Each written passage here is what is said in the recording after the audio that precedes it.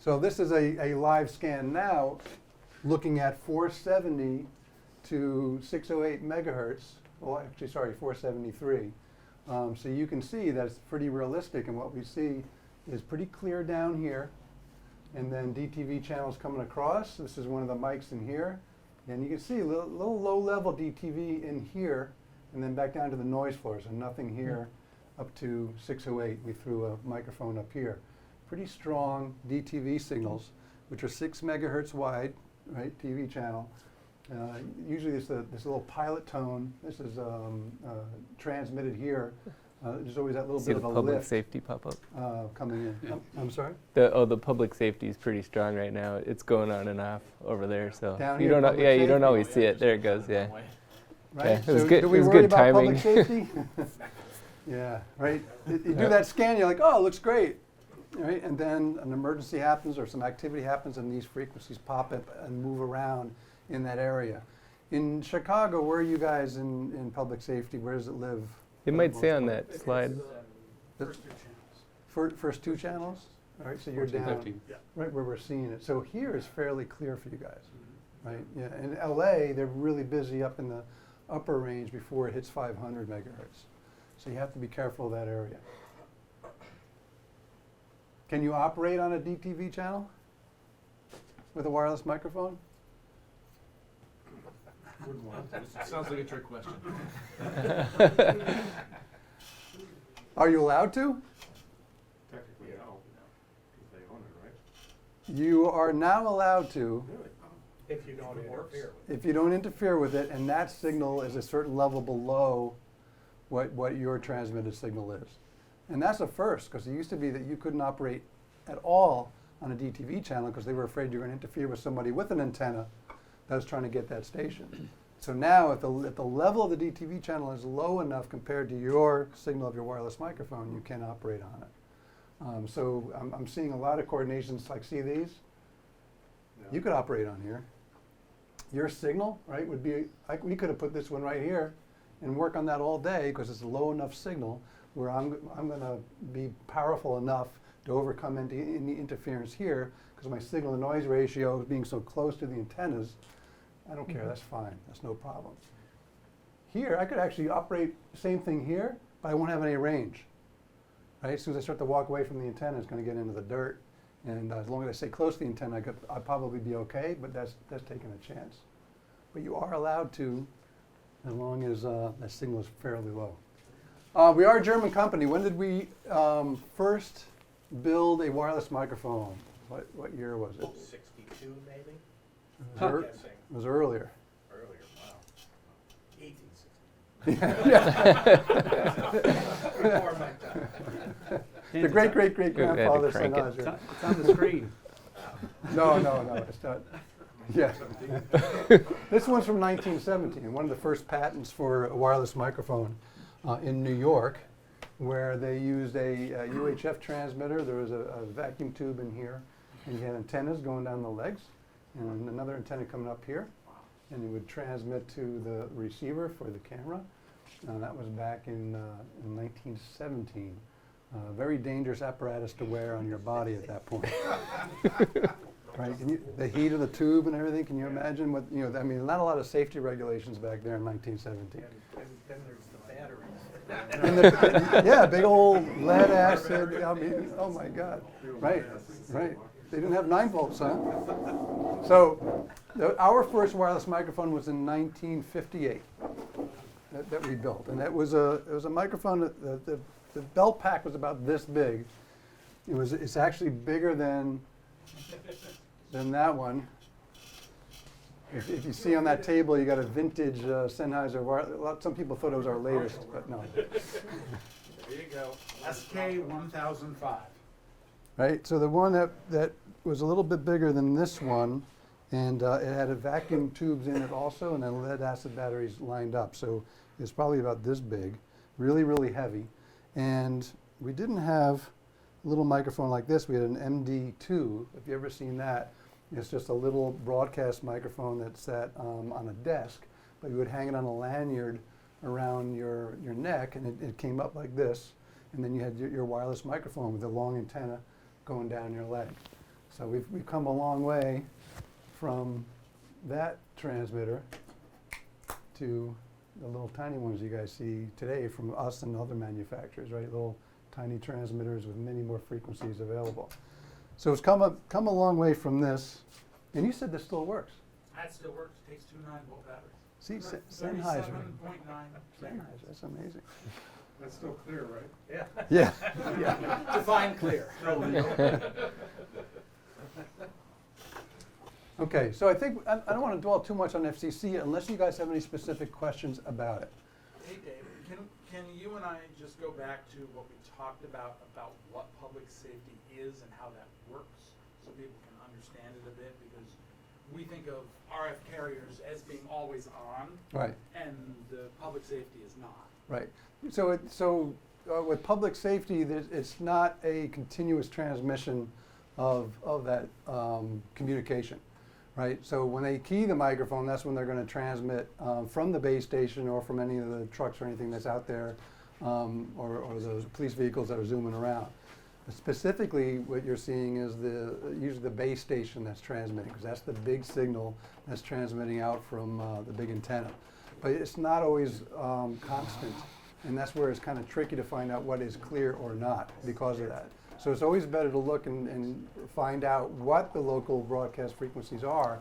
And if you do a quick Google search of any particular city, they show you all the land mobile stuff and what frequencies they're transmitting on the base stations, and usually where they're located within the city. If you can kind of get into that range of where they are and ignore that range as much as you can, you'll be fairly safe. But it always goes back to, as well, is how protected you are from that interference from where you are. Because you could be inside a building, and even if they do key it and that transmission is happening, it could be attenuated a lot in the building itself. I've seen, when I was just showing the DTV channels, some of those big strong ones, we could probably go into another building and see it drop by 20 or 30 dB, depending on how the building is built. So if you have a scanner, anybody have scanners? Yeah, if you have a scanner, it's a great tool to take a look, do an outside scan, and then if you're doing a shot inside or even in one of these studios, the difference of many, many dB can be seen depending on the building, including windows. I remember doing a scan at CNN at Columbus Circle in New York City. If you guys have been there, it overlooks Columbus Circle, the studio, and you look into Central Park. So I'm like, oh my God, big windows, everything's going to be blasting in, coming in from the Trade Center at the time, not the Trade Center, Empire State Building, and everything's going to come into the window. But the signals were getting attenuated by the window because the tint of the window had lead properties and metallic properties in it. And I couldn't see a signal coming into the building because of that. They also had metal mesh inside the studio, which also protected any RF from coming in. So it's really interesting to see, okay, we look at that scan here, but if I took this into the building or in one of the studios, I'm sure I would see those DTVs really attenuate a lot more, and that goes for the public safety also. Outside, yeah, it's going to be really tricky, but indoors, always do that extra scan to really see what you need to worry about. And one note along the attenuation, I know lot 1 of which was kind of everybody's darling at one point here, was really good. I've had a couple people who are still using 20 within certain buildings. They do find that the level is low enough here that they're able to still use it. So. Yeah, and this is what we're up against now, right? So we really got to do our homework to really see what that RF noise floor is like and the interference and see what we can get away with. Hey Dave. So one thing that Jerry mentioned earlier is if you are operating close to those, do you have to give any safety bandwidth? What's your recommendation on that? Is it 6? If you're close to a DTV? No, a public safety transmitter. Oh, if you're close to it? Yeah. Yeah, I would still, if you know what the frequencies are and you're going to be in that range, then I would probably be at least 200 kilohertz away from any of those transmissions. Maybe even more depending on how strong that transmitter is. But I'd say at least 200 kilohertz away in terms of frequency. Any wireless manufacturer out there should have pretty reasonable filtering to not get interference from with a 200 kilohertz spacing. If you want to be really safe, I would jump up to 300 kilohertz. But if you got a nice filtered receiver, I think 200 kilohertz would be okay. Cool. Same thing with a DTV channel. When you see where DTV channel ends at a 494 megahertz, you don't want to have a frequency at 494.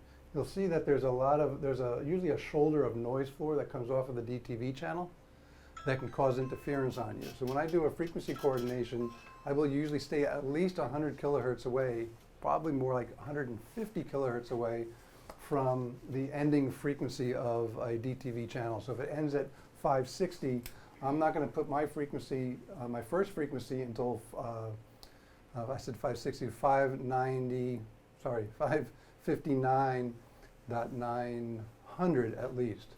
So at least 100 kilohertz and not 150 kilohertz off to stay away from this little shoulder that comes off of the DTV signal. So if I do a frequency coordination of 6 megahertz between two DTVs, I'll make sure I stay 150 kilohertz in on each side of that. 150 kilohertz from the center frequency. No, From the leading edge of the DTV. So the DTV is from 560 to 566. I'll be at I can't do the math. 559, 900. And no more slot frequencies. And no more slot frequencies, right? Something that we used to. Right. Yeah. Right? Because in analog days, there was the video carrier, and then there was the analog carrier, and then there was the color carrier, and you used to be able to do slot frequencies between the two carriers within that 6 megahertz bandwidth. And it was still illegal because FCC said, no, you can't be anywhere, even on the analog days, you can't be anywhere near those 6 megahertz. But we could fit 4 channels of wireless mics between the video carrier and the audio carrier. And it was great, it was fantastic. But now, no, there's no slot frequency, it's just a big wide band that comes across. So you have to really look at the overall level if you think you're going to be able to get away with operating on a DTV channel. And are all the bandwidths similar? Yes, they all have to be within 6 megahertz, and then that noise shoulder has to be a certain level as well. It can't be too high, but it is definitely there. And some guys are really pushing their power. You'll notice that a lot of guys have increased their power of their DTV transmission when they did this change, when they reallocated.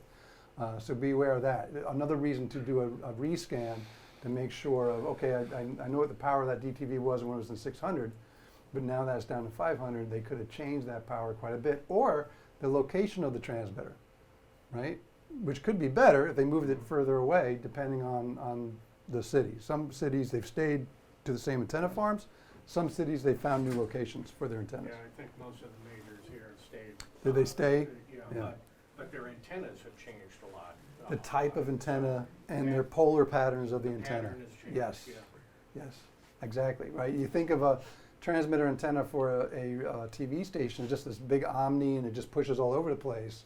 But no, they are actually contouring it to fit the market best that they can. If there's not a lot of houses over here and the bigger market is over here, they're going to make sure they got bigger coverage in their transmission the best they can, based on the polar pattern of their transmission. Yeah, that's true. That's a good point. If you want to take a picture of this slide, I think this is a great slide because it shows you some of the rules of operating within the duplex gaps of the uplink and downlink of the T-Mobile and Comcast transmissions. Here we are living down here in the 600 megahertz range. Here's channel 37, which is transmitting into space. And then you have a first guard band here, and then you have a guard band up here. So you get about 2 megahertz. But a lot of broadcasters are telling me they want to use that for wireless microphones. 2 megahertz. You can use it, but you have to be exclusive for unlicensed mics, so that's fine. That means regular end users can use it. And then the duplex gap up here, there's 2 sections. One is for unlicensed devices, and one is for licensed devices. All right, licensed devices are like broadcasters, film companies, things of that sort that are producing something for air. So this is a nice slide if you guys can take a picture of it. And also a good website to take a look to see on T-Mobile's development map on where they are positioning their transmitters across the U.S. T-Mobile has been very upfront to end users and to Sennheiser and Shore and everybody else about what they're doing. And we've had meetings with them. They've done actually conferences at NAB and in our town and towns across the country, bringing in end users to let them know what they're planning and how it may affect their wireless mics. It's amazing that they're doing that. They're the only ones doing it. AT&T aren't doing it, nobody else is doing it. But they've been very forthcoming in the information. And this is a great website to take a look to see how they've deployed things. They explain what they're doing. They hit all the minor markets first, and now a lot is happening in the major markets. TV stations are licensed devices, and they can do licensed wireless mics up to 250 milliwatt, right? One of the few countries in the world that can do 250 milliwatt transmission on a bell pack transmitter. The Germans think we're crazy, right? Because so you only need 50 milliwatt. Why do you guys, Americans, need 250 milliwatt? But we do. It's not always good to use it. We'll talk about that, but we do need it. Unlicensed wireless mics or TV and TV band devices are usually less than 50 milliwatt of affected rated power. But there's been some changes. All right, Part 74, a license available for broadcasters and filmmakers. This is important. This is through the lobbying that we and Shore and Electrosonics have done, is that now you can get an FCC license if you are a pro user with 50 plus channels of wireless microphones. Because it used to be that, think about this, is that Broadway, all those theaters could not get a license. All those wireless mics they're using couldn't get a license. Any theater here that you guys were using couldn't get a license. You just weren't a broadcaster. You weren't doing anything live. There was no content that was going public like that.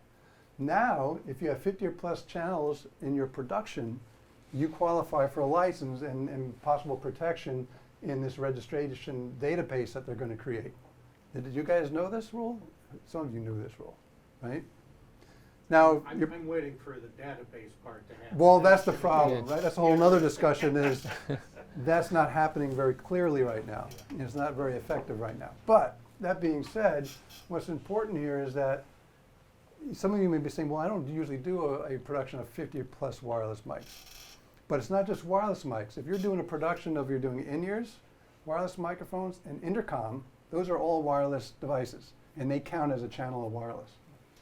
So if you're doing a theater production, you can easily get up to 50 channels between intercom and in-ears and wireless mics. And now you're available for licensing, which means that you should be available for protections if somebody is stepping on your wireless mics. And then you can do 250 milliwatt conductive. Should you always use 250 milliwatt power on your transmitters? No. How come? Intermod. Intermod.